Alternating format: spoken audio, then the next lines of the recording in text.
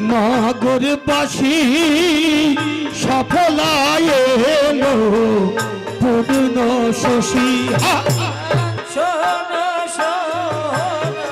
হরিবল হরিবল। নগরবাসী সফলায় এলো পূর্ণ শশী। ওমা তোমরা সেই সফলার নগরবাসী, যে সফলা নগরে আমার দয়াল হরি আবির্ভাব ঘটেছিল, সে স্থানে যারা যারা যত ভক্ত এবং ভক্তিমতী মায়েরা জন্মগ্রহণ করেছেন সবার ভাগ্যের বলিহারি। তাই বলি শোনো শোনো তোমরা নগরবাসী সফলায় এলো পূর্ণ শশী। নগরবাসী সফলায় এলো পূর্ণ শশী। আগমনে এই ভুবন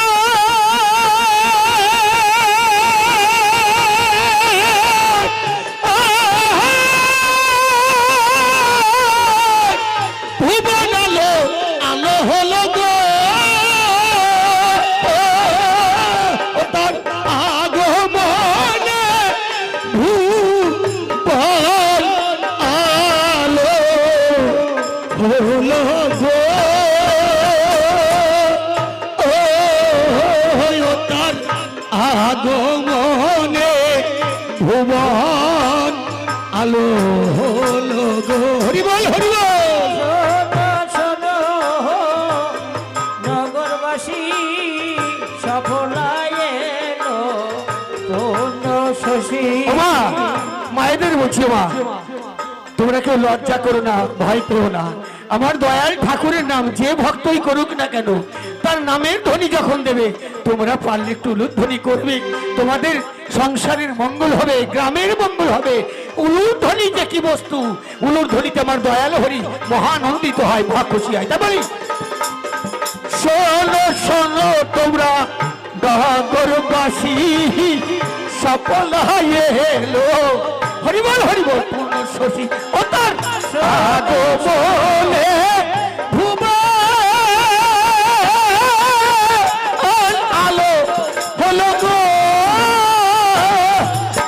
ও তার আগমনে ভুবন আলো আলো হলো গো,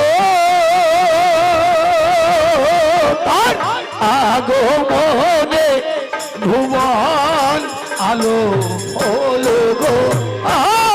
শোনো শোনো নগরবাসী এলো পূর্ণ শশী। এবার শোনো বলি তোমায় কলি, শোনো শোনো এই যুগের কলি, শোনো আজি আমি তোমায় বলি।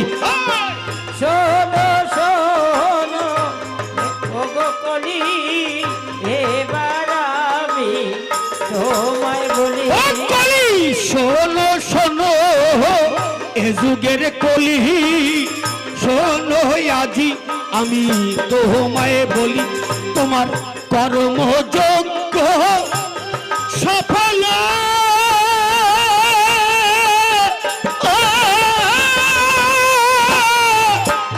হবে না গো, ও কলি কর্মযোগ্য তোমার সফল হবে না গো, ও কলি কর্মযোগ্য তোমার সফল হবে না গো। শোনো শোনো শোনো কলি, এবার আমি তোমায় বলি। ও কলি তোমার রাজত্ব বটে এই যুগে, কিন্তু তবু তোমায় বলি শোনো কলি, তোমার কর্মযজ্ঞের অবশ্য তোমার কর্মযজ্ঞের সফল হবে না। কেন জানো? কারণ আমার দয়াল হরির আবির্ভাব ঘটেছে এই যুগে। তাই আমার দয়াল হরির নামে প্রেমে যে ভক্ত ভক্তা আমার দয়াল হরির নামে প্রেমে হয়েছে মাতোয়ারা, সেই ভক্তর মাঝে তোমার কর্মযজ্ঞ সফল হবে না। কোথায় হবে? কিঞ্চিত মাত্র যারা কামুক ভক্ত আছে জগতে, সেই কামুক ভক্তর মাঝে তোমার কলির প্রভাব হবে, তাছাড়া আর নয়। কারণ সবাই যে আমার হরি ভক্ত ভক্তা মায়েরা, তাই শোনো শোনো বলি, ও গো কলি শোনো আদি তোমার ভাগ্য বলি। আর শোনো শোনো শোনো কলি, এবার তোমার ভাগ্য বলি। ও কলি শোনো শোনো কলি তোমায় বলি, শোনো তোমার ভাগ্য বলি। তোমার এমন ভাগ্য এ যুগে আর হবে না গো। ও কলি এমন ভাগ্য তোমার এ যুগে আর হবে না গো।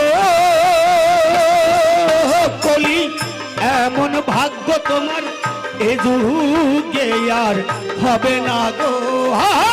শোনো শোনো শোনো কলি, এবার তোমার ভাগ্য বলি। এবার ধন্য হলো গো, ধন্য হলো গো, ধন্য হলো গো, ধন্য হলো গো, এই সফল নগরী আজি ধন্য হলো গো।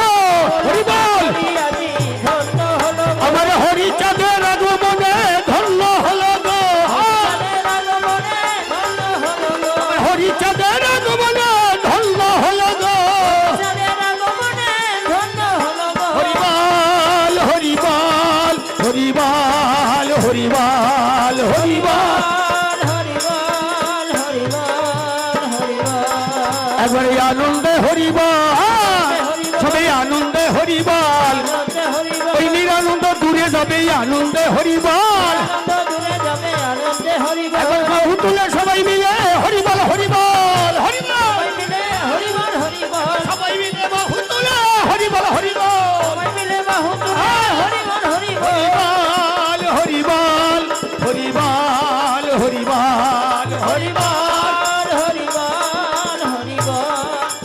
বলো সবে জয় জয় শান্তি হরিচাঁদ গুরুচাঁদ তারকচাঁদ প্রেমানন্দে একবার হরি হরিবল হরিবল হরিবল।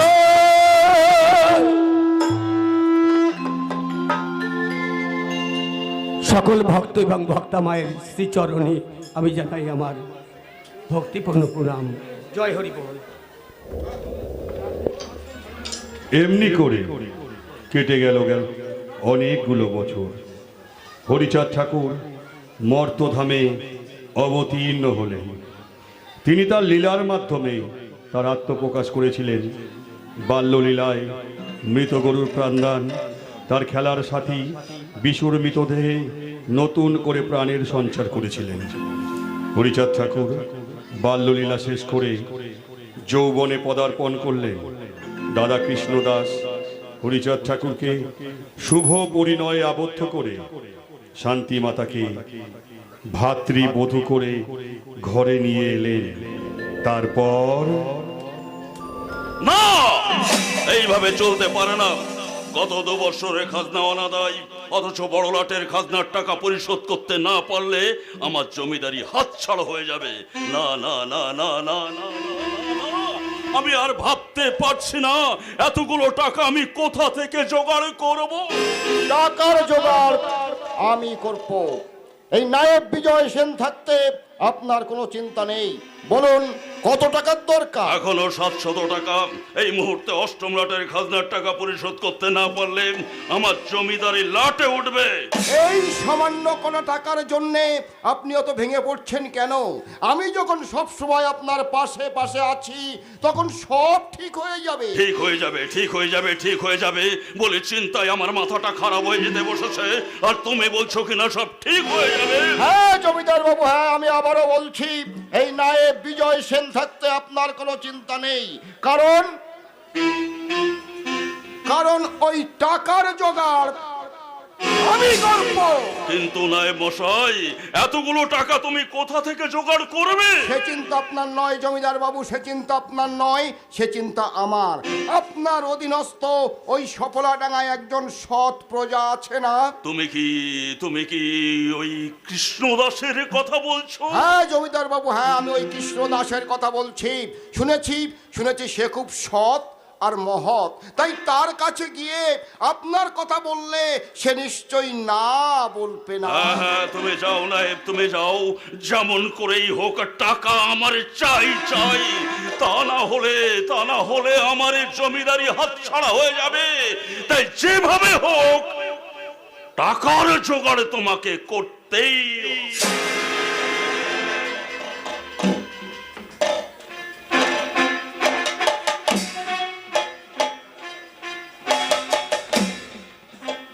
হ্যাঁ জমিদার বাবু, হ্যাঁ আপনি ঠিক কথা বলেছেন। টাকার জোগাড় আমাকেই করতে হবে। আমি আজই যাব ওই সফলাডাঙ্গায় কৃষ্ণ দাসের বাড়িতে। তাকে বুঝিয়ে সুজিয়ে যেমন করে পারি টাকা আমি আনবই আনবো। আর যদি সে সহজে নাকে টাকা দেয় তাহলে ছলে বলে কলে কৌশলে টাকা আমি আনবই আনবো। কারণ এই হচ্ছে আমার সুবর্ণ সুযোগ। এই সুযোগে ওই জমিদার সূর্যমণি মজুমদারকে আমি আমার হাতের মুঠোয় আনবো। আর তা যদি না পারি তো বৃথাই আমার নাম নায়েব বিজয়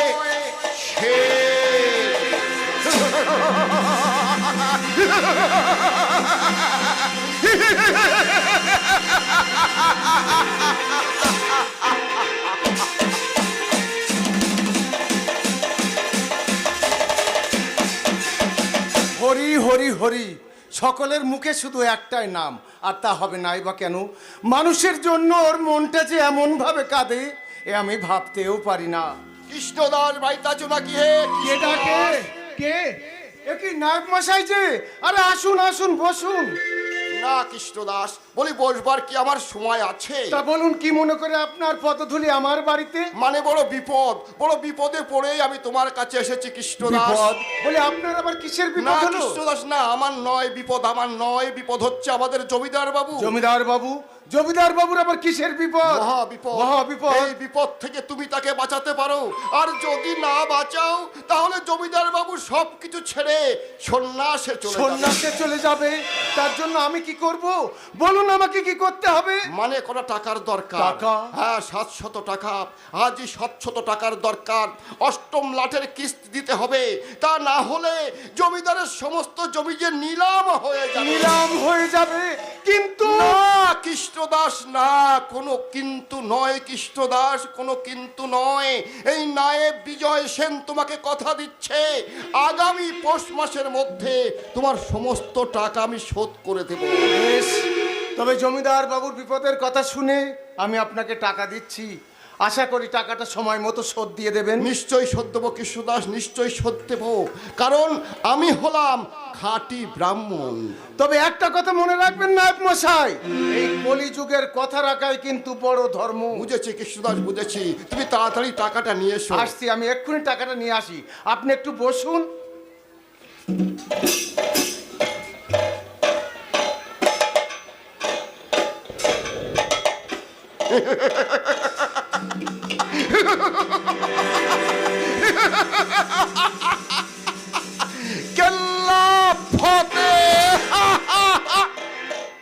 যাও কৃষ্ণদাস যাও, তাড়াতাড়ি টাকাটা নিয়ে এসো। তোমাকে পথে আনতে আমার অনেক অনেক অনেক কথা খরচ করতে হয়েছে। ভালোই আগে টাকাটা আমি হাতের মুঠোয় পাই, তারপর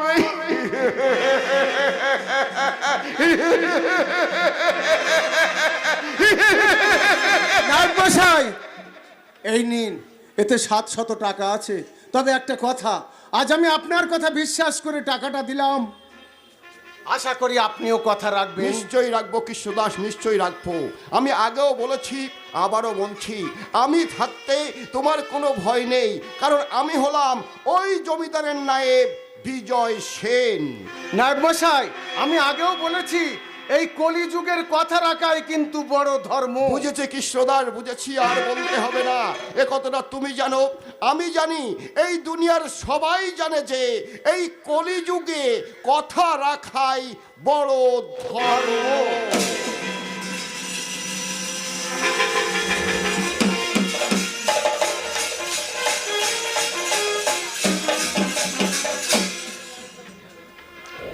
যুগে যুগে প্রভু মোরে দিয়েছেন ফাঁকি।